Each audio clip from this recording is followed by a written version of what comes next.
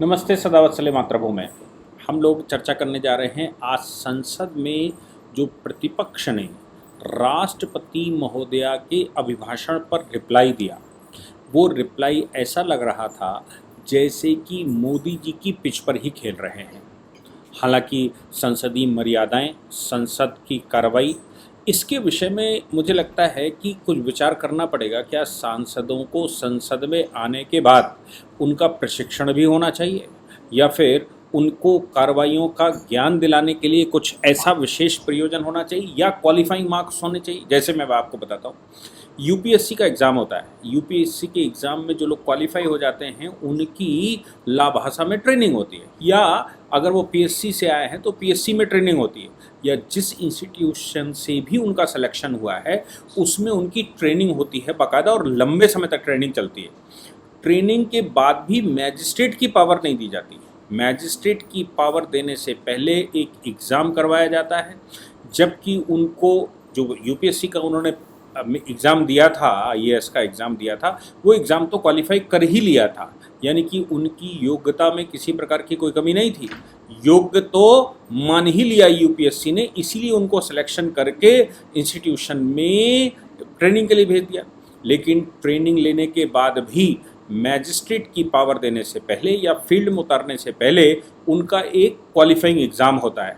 Qualifying exam qualify करने के बाद ही उनको मैजिस्ट्रेट की पावर मिलती है। अदरवाइज़ मैजिस्ट्रेट की पावर हम नहीं देते उनको। उन लोगों को तमाम तरह के निगमों में भेज देते हैं, उनको तमाम तरह के दूसरी पोस्टों पर भेज देते हैं, लेकिन हम मैजिस्ट्रेट की पावर देकर उनको नहीं भेजते। मतलब साफ है कि जब तक आप क्वालिफाई नहीं हो जाएंगे जिस काम को करने जा रहे हैं, यानी कि मैजिस्ट्रेट का काम करने जा रहे हैं, कुछ निर्णय करेंगे, भले ही सिविल वादों में करें, लेकिन क्वासी जुडिशल बॉडी तो आप बनेंगे, quasi judicial body, administrative body बनेंगे। इसका मतलब साफ है कि जब तक आप वो एग्ज़ाम उसका क्वालिफाई नहीं करेंगे जो करने जा रहे हैं, तब तक हम आपको पोस्टिंग नहीं देंगे। क्या संसद में भी ये काम नहीं हो सकता? लीडर ऑफ अपोजिशन नियुक्त करने से पहले कोई ऐसी प्रक्रिया नहीं हो सकती कि पहले आप क्वालिफाई करके आइए? लीडर ऑफ पोजीशन यानी कि प्रधानमंत्री नियुक्त करने से पहले क्या कोई ऐसी प्रक्रिया हो सकती है? या फिर मैं कहूँ कि क्या कुछ ऐसा हो सकता है कि आप मंत्रिपरिषद में तभी आ सकते हैं जब कम से कम राज्य में आपने 5 साल मंत्री के नाते काम किया हो, कम से कम 5 साल मुख्यमंत्री के नाते काम किया हो, तभी आप भारत के प्रधानमंत्री बन सकते हैं या लीडर ऑफ अपोजिशन बन सकते हैं। क्योंकि लीडर ऑफ अपोजिशन का मतलब होता है प्रधानमंत्री के बाद दूसरी पोजीशन। इंसिडेंट प्रधानमंत्री भी होता है। इंसिडेंट प्रधानमंत्री से मतलब ये है कि अगर इन केस प्रधानमंत्री एब्सेंट हो जाता है या किसी कारणवश प्रधानमंत्री के साथ ईश्वर न करे कोई कैजुअलिटी हो जाती है, ऐसी पोजीशन में कुछ देशों में लीडर ऑफ अपोजिशन ही तब तक सरकार चलाता है जब तक कि नए प्रधानमंत्री का चुनाव उनकी पार्टी नहीं कर देती, या उनके जो व्यवस्था है उस व्यवस्था में नहीं आ सकते। ये खास तौर से उन देशों में होता है जहां पर डायरेक्ट इलेक्शन राष्ट्रपति का या प्रधानमंत्री का होता है। वहां पर जो सेकंड यानी कि लीडर ऑफ अपोजिशन है वो आ जाता है। लेकिन हमारे डेमोक्रेटिक देशों में तरीका दूसरा है। लेकिन कुल मिलाकर जो कहना मैं चाहता हूँ वो ये है कि लीडर ऑफ अपोजिशन बड़ा महत्वपूर्ण पद होता है, प्रधानमंत्री के बाद दूसरे नंबर का पद। क्या उसकी कोई क्वालिफिकेशन होनी चाहिए?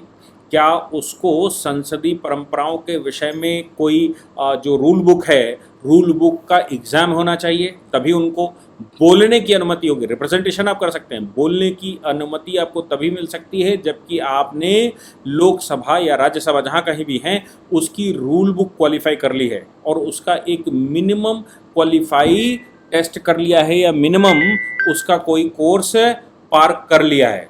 अगर कर लिया है तो ही हम आपको लेंगे, तो ही आपको अवसर देंगे, नहीं तो देंगे। राहुल गांधी पहली बार लीडर ऑफ अपोजिशन बने। पिछले 10 वर्षों से संसद में कोई भी लीडर ऑफ अपोजिशन नहीं था। Leader of opposition Rahul Gandhi बने। लीडर ऑफ अपोजिशन के बनने के पहले ही, मतलब बनने के बाद, उन्होंने तो पहली कार्रवाई ये की कि संसद में ये कहना शुरू कर दिया कि राष्ट्रपति के अभिभाषण के बाद कि चर्चा से पहले सबसे पहले नीट पर चर्चा हो जानी चाहिए। ये तो मुझे लगता है कि राष्ट्रपति ये जो उनका काम है ये उनका काम नहीं है, क्योंकि राष्ट्रपति सॉवरन बॉडी होती है। सॉवरन का मतलब ये होता है कि संसद में लोकसभा, राज्यसभा और राष्ट्रपति, इन तीनों को मिलाकर होता है। इन तीनों को मिलाकर होने का मतलब ये है कि जो राष्ट्रपति है वो सोल बॉडी होता है। दूसरी बात, सरकार की भी बात करें तो सरकार का मुखिया भी राष्ट्रपति ही होता है। इसलिए राष्ट्रपति का पहला अभिभाषण होता है, क्योंकि संसद का भी प्रमुख आदमी होता है, वो संसद का भी प्रमुख व्यक्ति है और वो सरकार का भी प्रमुख व्यक्ति है। तो सरकार के बिहाफ पर उसने क्या किया है, ये पहला अभिभाषण राष्ट्रपति का होता है। मैंने जैसे कहा, राष्ट्रपति एक्सक्लूसिव सोल बॉडी होता है, इसलिए राष्ट्रपति के अभिभाषण पर कार्रवाई पूरी करे बगैर या उस सेशन को, उस व्यवस्था को पूरे करे बगैर कोई और चर्चा हो ही नहीं सकती। कोई भी विषय, देश का कोई भी विषय सॉवरेन से बड़ा नहीं हो सकता, कोई भी विषय संप्रभु से बड़ा नहीं हो सकता, राष्ट्रपति से बड़ा नहीं हो सकता। इसलिए राष्ट्रपति ने अगर कोई अभिभाषण किया है तो उस अभिभाषण पर पहले चर्चा होनी चाहिए, उसके बाद कोई विषय होना चाहिए। तो पहली चूक तो वो यही कर गए कि भाई राष्ट्रपति के अभिभाषण पर चर्चा करने के बजाय नीट पर चर्चा की जाए या किसी और विषय पर चर्चा की जाए। इसको देश ने देखा और देश को, मुझे लगा कि ये मोदी जी की पिच पर ये लोग खेलना शुरू किए हैं। आप समझिए कि देश को लोग भी जानते हैं कि अगर राष्ट्रपति का अभिभाषण हुआ है तो सबसे पहले उनके अभिभाषण पर चर्चा होनी चाहिए। चूंकि राष्ट्रपति महोदया ने नीट पर ऑलरेडी अपना वक्तव्य दिया था, इसलिए लोकसभा के स्पीकर ने भी ये कहा था कि आप राष्ट्रपति के अभिभाषण पर प्रतिक्रिया देते समय नीट पर खुलकर बोलिए, हम आपको अवसर देंगे। नेता जो संसदीय कार्य मंत्री हैं किरण रिजिजू, उन्होंने भी कहा था कि हम आपकी हर बात का रिप्लाई देंगे।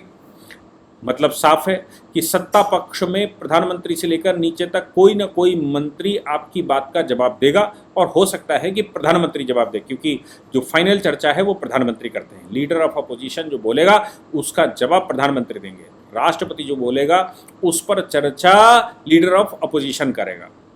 लेकिन राहुल गांधी, खैर जैसे तैसे वो मान गए, संसद को सोमवार तक के लिए स्थगित करना पड़ा, जैसे तैसे वो मान गए।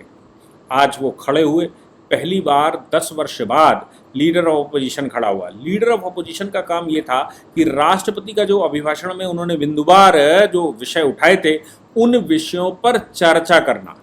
यानी कि अगर उन्होंने नीट की बात उठाई थी, उन्होंने राम मंदिर की बात अगर उठाई थी, उन्होंने इकोनॉमी की बात उठाई थी, उन्होंने सरकार की गतिविधियों की बात उठाई थी, उन्होंने 30% रिजर्वेशन की बात उठाई थी, उन्होंने ओबीसी का बोर्ड बनाने की बात बताई थी, पहली बार ओबीसी को कमीशन बनाने की बात बताई थी, एससी एसटी के लिए क्या किया वो बातें बताई, विदेश नीति में क्या हुआ वो बातें बताई, इकोनॉमिक्स में क्या हुआ वो बातें बताई, एडमिनिस्ट्रेशन में क्या किया वो बातें बताई, कानून में क्या किया वो सब बातें उन्होंने अपनी बताई।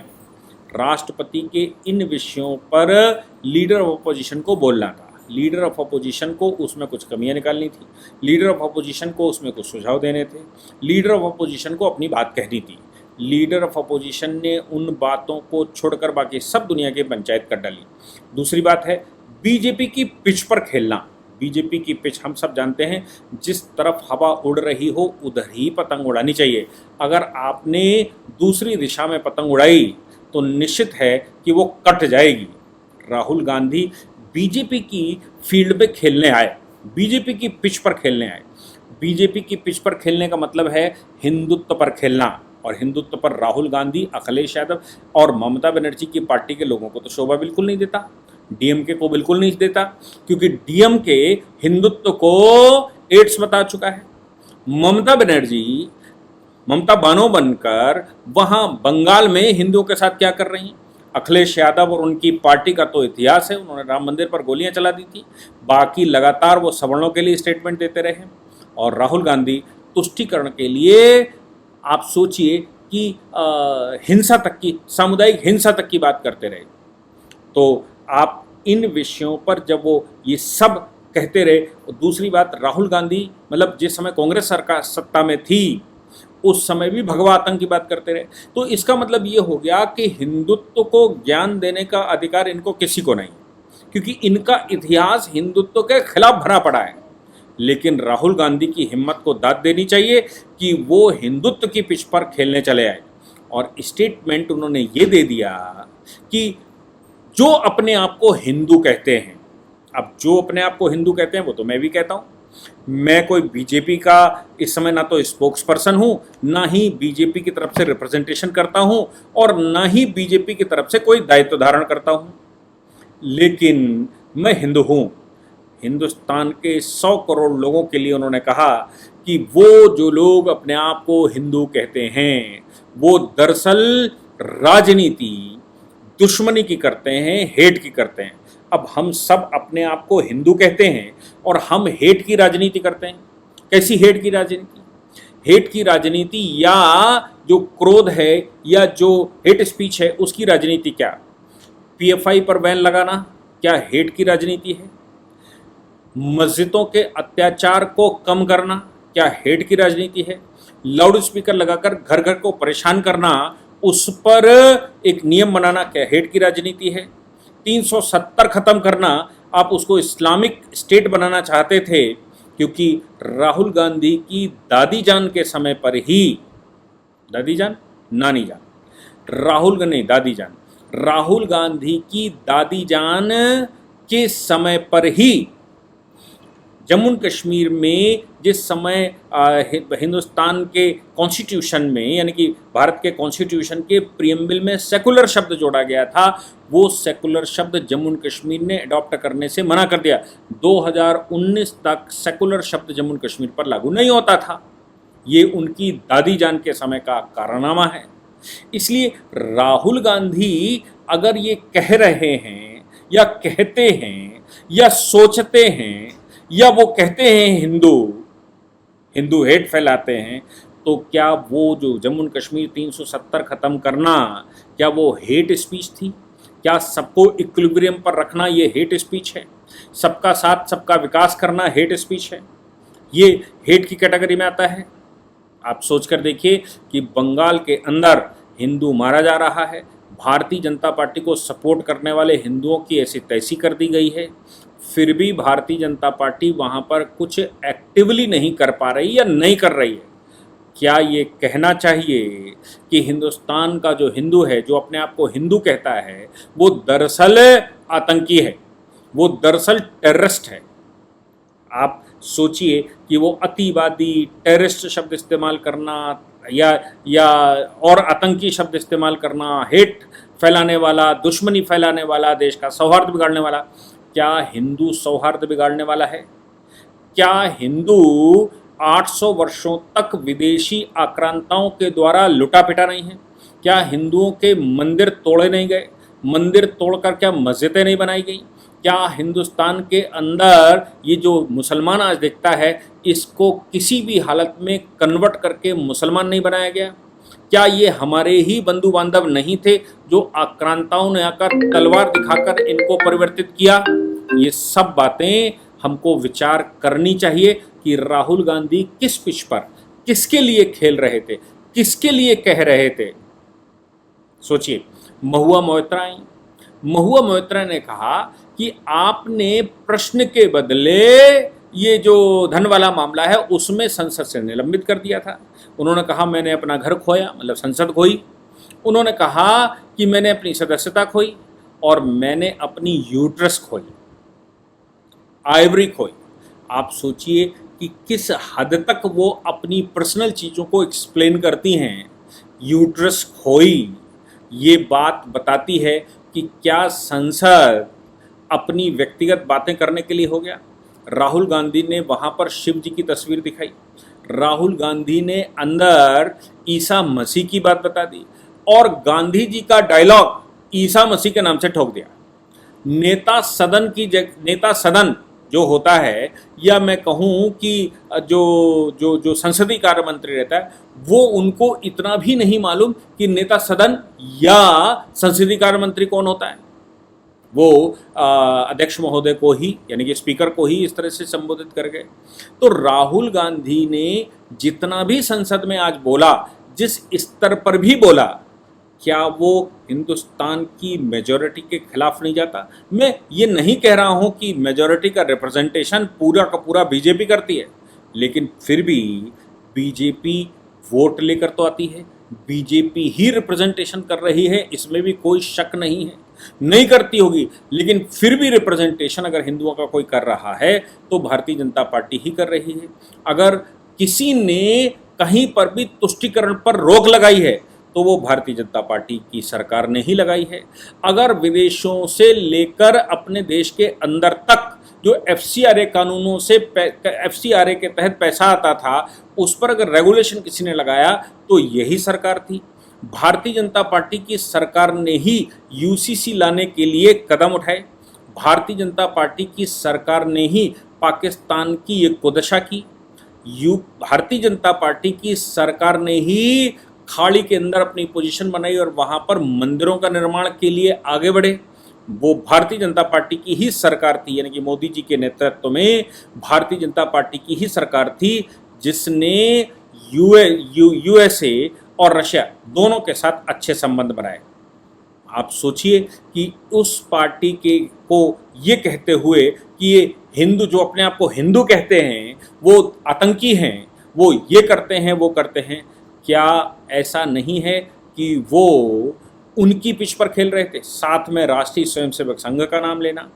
अब राष्ट्रीय स्वयंसेवक संघ के जो स्वयंसेवक जो बहुत परिपक्व स्वयंसेवक नहीं हैं, उनके मस्तिष्क में तो एक बात आएगी, वो एक बात आएगी कि जेपी नड्डा जी ये कह रहे थे कि हमें उनकी आवश्यकता नहीं है, और राहुल गांधी ये कह रहे हैं कि आइडियोलॉजी उनकी है, उनके बगैर आप चल नहीं सकते, और आरएसएस वो हेट फैलाती है।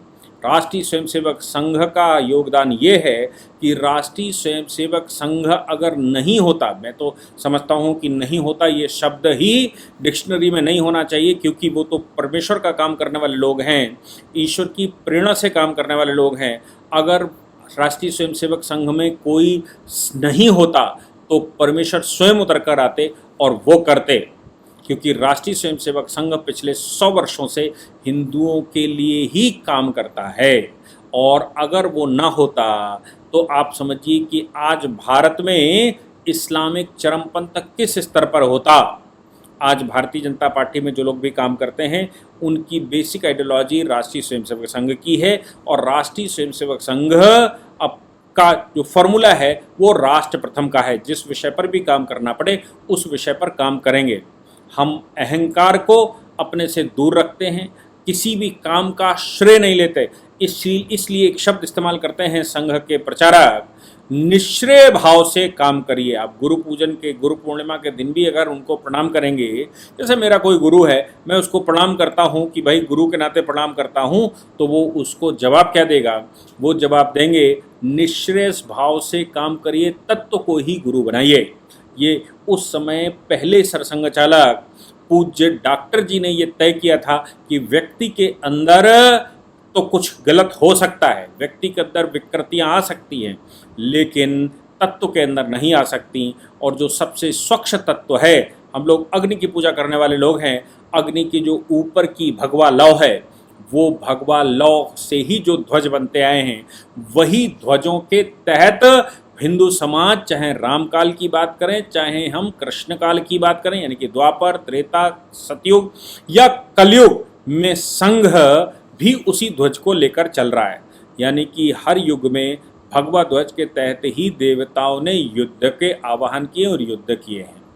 इसलिए उस समय ही तय हो गया था कि हम व्यक्तिवादी लोग नहीं हैं, हम तत्ववादी लोग हैं। आप सोचिए, यही कारण है कि आज जो सरसंघ चालक हैं उनके परिवार के बाकी लोग कहाँ हैं ये किसी को पता नहीं होता। कोई भी व्यक्ति ये नहीं कह सकता कि वो सरसंघ चालक बनेगा। कोई भी व्यक्ति, कोई भी सरसंघ चालक, सरकारवा के परिवार के लोग भी नहीं कह सकते कि वो किसी प्रकार से कंट्रीब्यूट भी कर सकते हैं। ये सबको शाखा की प्रक्रिया से उठते हुए और ऊपर तक जाना होता है, जहाँ तक पहुँच सकते हैं। संघ के कार्य की पद्धति भी ये है कि संघ के वरिष्ठ लोग तय करते हैं तुम्हारी योग्यता क्षमता के अनुसार कि क्या कर सकते हो। ये स्वयं कोई तय नहीं कर सकता कि वो क्या करना चाहता है। और यही कारण है कि संघ पिछले 100 वर्ष से दृढ़तापूर्वक काम कर रहा है। संघ के विषय में राहुल गांधी का बोलना संसद के अंदर, और संघ की एक खास बात यह है कि पूरा का पूरा हिंदू समाज संघ पर विश्वास करता है, सामने पॉलिटिकली कोई बात करे लेकिन पीछे से वो संघ के साथ खड़ा दिखाई पड़ता है। संघ ने कभी श्रेय नहीं लिया। आप सोचिए कि इतना बड़ा राम मंदिर आंदोलन चला, पूरी शक्ति संघ ने उसमें अपनी लगाई थी। 1975 का इमरजेंसी का इतना बड़ा आंदोलन चला, संघ ने पूरी शक्ति उसमें लगाई थी। छोटा सा अन्ना हजारे का आंदोलन, उसमें भी संघ ने अपनी आंशिक शक्ति लगाई थी। लाभ हालांकि केजरीवाल जैसे लोग ले गए, और जिस दिन से संघ ने अपने पैर वहाँ से पीछे किए थे, हालांकि वो अनऑफिशियल था, संघ के किसी भी फोरम पर उसकी घोषणा नहीं की गई थी, लेकिन संघ का स्वयंसेवक उन विचारों से, अन्ना हजारे के विचारों से बहुत प्रेरित था, इसलिए अन्ना हजारे के साथ खड़ा दिखाई दिया। बाद में जैसे ही वो हटा, जैसे ही उसको समझ में आया कि केजरीवाल खेल खेल रहा है, संघ के स्वयंसेवक बिना घोषणा के जो वहाँ पर गए थे वो वापस आए। उसके बाद क्या हाल हुआ वो अन्ना हजारे खुद भी जानते हैं कि 2 लोग इकट्ठे नहीं हो सकते, केजरीवाल के साथ भी 4 लोग इकट्ठे नहीं हो सकते। मतलब साफ है कि जो हिंदुस्तान को स्वच्छ और शुचितापूर्वक देखना चाहते हैं वो संघ के लोग हैं। राहुल गांधी ने उनके विषय में भी बहुत सारी बातें कर दी। बिल्कुल मतलब साफ है कि ये पूरा प्रकरण जो आज चला वो मोदी जी की पिच पर, या मैं कहूँ कि संघ की पिच पर, या मैं कहूँ भारतीय जनता पार्टी की पिच पर, या फिर दूसरे शब्दों में हिंदुत्व की पिच पर वो खेलने आए थे, और उस खेल के वो खिलाड़ी अच्छे नहीं हैं। इसलिए आज की पूरी चर्चा के बाद कोई भी टीवी चैनल उठाकर देख लीजिए, उस चर्चा में क्रिटिसाइजेशन अगर किसी की हो रही है तो उनकी ही हो रही है। वो स्वयं, उनके फॉलोवर्स कह तो सकते बहुत अच्छा बोले, लेकिन बहुत अच्छा के साथ साथ क्या रेलिवेंट भी बोले, बहुत अच्छा के साथ साथ क्या प्रभावशाली भी बोले, बहुत अच्छा के साथ साथ क्या वो अपनी छवि को सही करने में सफल हुए। ऐसे बहुत सारी चीज़ें सामने हैं। जैसे ये पता लगता है कि राहुल गांधी तब भी अयोग्य थे और आज भी अयोग्य ही हैं। क्या वो संसद में लीडर ऑफ अपोजिशन होने योग्य हैं? मुझे नहीं लगता। उनका एक लिटमस टेस्ट होना चाहिए, उस टेस्ट के बाद पता लगेगा कि वाकई में वो उस योग्य हैं कि नहीं हैं, तभी उनकी नियुक्ति होनी चाहिए। मेरा ये सुझाव है। बाकी आप लोग भी अपने सुझाव दे सकते हैं। जय हिंद, जय भारत, वंदे मातरम।